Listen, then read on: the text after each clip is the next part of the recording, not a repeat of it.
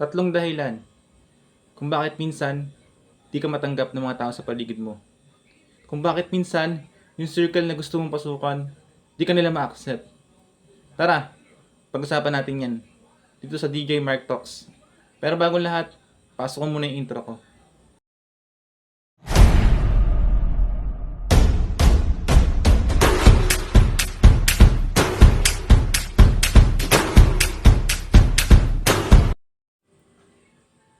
Sup guys?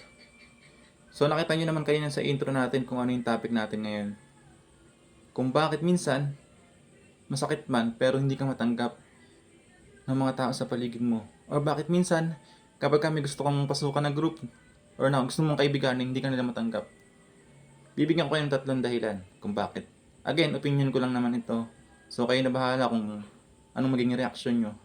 Pero bago lahat, kung sa YouTube mo nakita to, pwede bang pakisubscribe ako? Nabubulol ako. Pwede bang pakisubscribe ako? And like? Ikaw, bahala kung anong mas maluwag sa'yo doon sa dalawang yun. And kung sa TikTok mo nakita to, pwede bang pakipollow ako? And heart.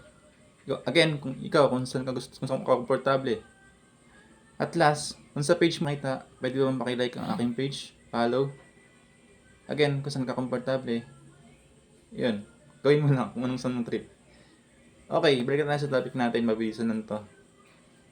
Tatlong dahilan kung bakit minsan di ka matanggap mga tao sa paligid mo or mga group sa paligid mo na gusto mong pasukan. O, mabilisan lang to guys ha. Number 1. Dahil lahat ng tao may kanya-kanyang standard. Di ba? For example, yung gusto mong kaibiganin mayayaman. Kaya ang standard nila, mayaman din dapat yung kakaibiganin nila. Real talk, may mga ganito talaga na gusto nila, pag mayaman sila, mayaman lang din yung kaibigan nila. Eh ikaw, medyo mahirap tayo. So, hindi pasok. So, hindi ka nila papansinin. May mga ganun. May mga ganung eksena nangyayari. Hindi ka pasok sa standard nila. Again, number 1, dahil lahat ng tao may kanya-kanyang standard. Number 2, bakit minsan hindi ka matanggap ng mga tao sa paligid mo? Number 2, dahil pangit yung ugali mo. Kasi minsan, ito real talk to guys ha. Minsan nagkatanong tayo, ba't kaya niya matanggap itong ganito? Ba't di na ayaw nila maging kaibigan? Pangit ba ako? Ganun. Pero, ang tanong, wait lang, yung camera ko gumagalaw. Ang tanong, chinek mo ba yung sarili mo? Kung okay lang ba yung ugali mo? Kung okay lang ba yung attitude mo? Chinek mo ba? Kasi baka naman, kaya hindi ka nila matanggap, baka naman, kaya hindi ka nila papasukin sa group nila, sa circle nila, is ang pangit na ugali mo. Real talk yun. Check mo yung sarili mo din minsan. Check mo kung bakit di ka nila ma-accept, kung bakit ganito na, bakit, bakit nila natanong ka minsan sa isip, anong mali sa akin? Kasi baka may mali talaga sa ugali mo. May mga ganyan ha. Minsan kasi may mga ganyan ano eh. Uy, huwag natin tanggapin si ganito. Ang pangit na ugali yan. Ganyan ugali yan. Naninira yan. Plastic yan. Nagbabackstab yan. May mga ganun eh. Kumbaga tinitingnan din nila minsan yung ugali pagdating sa pagkakaibigan. And last, di ba mabilis lang to? Dahil wala talaga silang pakialam sa'yo. Real talk to guys ha. Nangyayari to. May mga tao kasi na minsan na kumbaga, nakakatch niya yung attention mo. Or, pangalawa naman, wala talaga silang pake kasi parang hindi ka lang kapansin-pansin para sa kanila. Nangyayari to.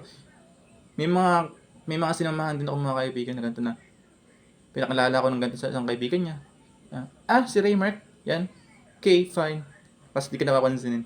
Ibig sabihin, di mo na-catch yung attention nila. Di mo nakuha yung attention nila. Kasi wala naman silang pake sa'yo.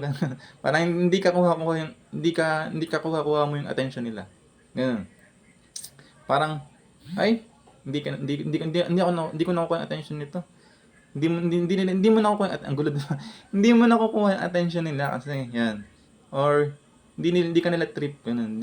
Parang hindi ka kakuha-kuha para sa attention nila. Ganun. Ayun, di ba napaliwanag ko, di ba? So yun, again, number 1, dahil may kanya-kanya tayong standard. Number 2, check mo yung sarili mo. Baka dahil hindi ka tinatanggap, pangit yung ugali mo. Number 3, wala talaga silang pake sa'yo. Or di mo nakukuha yung attention nila. Ayun lang yung topic natin. Again, yun yung opinion ko. Pero bago ako magtapos, may dalawang bagay akong gustong iwanan sa'yo bilang encouragement. Number one, di ka man in-accept ng mga tao na gusto mong pasukan, maniwala ka sa sarili mo ng katanggap-tanggap ka. Kasi antayin mo yung tao na tatanggap sa'yo na napasok kayo sa isa't isa. Di ba? Huwag mo ibase yung sarili mo sa mga taong hindi ka kayang tanggapin. Ibase mo yung sarili mo sa mga tao na kaya kang i-accept, kaya nilang tanggapin yung katangian na meron ka. And number two, mahalaga ka. Minsan kasi, nawawala yung confidence natin sa sarili natin. Ay, hindi naman ako mahalaga. Hindi ako tinatanggap ng ganito. Hindi ako tinatanggap nila ganito. Parang wala naman akong halaga. No. Mali ka dyan sa thinking na ganyan. Mahalaga ka. Sadyang hindi lang nila nakikita yung halaga and yung worth na meron ka. O, di ba? Ano yun? Tagalog English, pareho lang. O hindi nila makita yung katangian na meron ka. Di ba? Number one, katanggap-tanggap ka. Maniwala ka sa sarili mo. And number two, mahalaga ka. Mahalaga ka. Hindi porket di ka tinanggap, di ka na mahalaga. Wala ka ng halaga sa mundo. Dahil di ka na-accept ng mga gusto mo maging kaibigan. Kumbaga hanapin mo lang yung tao na kayang i-appreciate ka, kayang makita yung halaga mo. Kung kayang makita yung ikaw mismo. Hanapin mo lang dahil naniniwala ko na sa sobrang dami ng tao sa mundo, meron dyan na makaka-appreciate sa'yo. Meron tatanggap sa'yo dyan, at the same time makikita yung halaga mo. Ayun lang naman. So, what's that? Well, ayun lang.